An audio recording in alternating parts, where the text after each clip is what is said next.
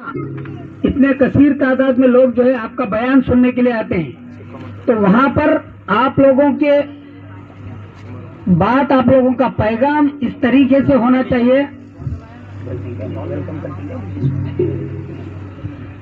आप लोगों की वो सोच और वो फिक्र, ताकि आने वाले जो भी नमाजी हैं वो लोगों को एक पैगाम जाना कि उससे हमदर्दी, इंसानियत और हमारे ऊपर जो गलत फहमी, जो गलत इल्जामात लगा रहे हैं उसके बारे में हम लोग क्लियर होना है।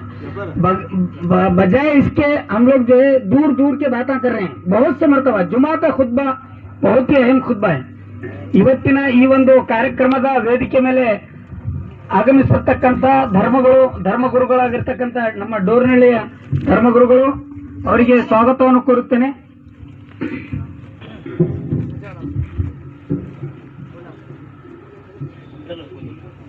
ಶ್ರೀ ಶಿವಲಿಂಗ ರಾಜೇಂದ್ರ